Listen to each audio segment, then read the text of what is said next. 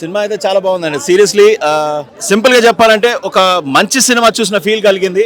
Simple గా ఒక megastar power star గారి అభిమానిగా చెప్పాలంటే ప్రతి ఫ్రేమ్ లోనూ పవర్ స్టార్ గారు కనిపిస్తారు. అండర్ కరెంట్ గా పవర్ స్టార్ గారు కనిపిస్తారు. ఎస్పెషలీ ఎండ్ టైటిల్స్ మిస్ కావద్దు.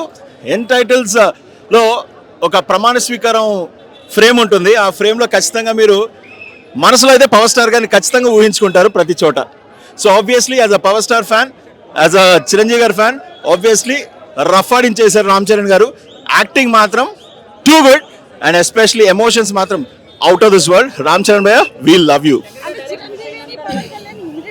లేదండి, చిరంజీవి గారిని పవన్ కళ్యాణ్ గారిని ఇమిటేట్ చేయలేదు. ఆ నిజాయితీ అంటే mega family of course. And power star గారు ప్రతి చోట గుర్తొస్తారు, ప్రతి ఫ్రేమ్లోనూ ఆయన చెప్పే ప్రతి డైలాగ్. అండ్ రామ్ చరణ్ గారి నోట శంకర్ గారు బహుశా పవర్ స్టార్ గారితో ఈ సినిమా చేస్తారేమో అనిపించింది. అంటే ఆ విధంగా ఉందన్నమాట. పవర్ స్టార్ గారిని అంటే రామ్ చరణ్ గారిని చూస్తుంటే ఆ ఫ్లాష్ బ్యాక్ పాత్రలో ఖచ్చితంగా పవర్ స్టార్ గారు కనిపిస్తారు. సో మీరే చూడండి, మీకు అర్థమైంది. Shankar garu is back. I would say grandeur చాలా బాగుంది. Too good, fantastic. అండ్ ప్రతి mega fan will enjoy this film. Honestly speaking, this Sankranti ఖచ్చితంగా ఒక ఆనెస్ట్ అండ్ జెన్యూన్ ఆఫీసర్ని చూడాలనుకున్నారు. It's a good film.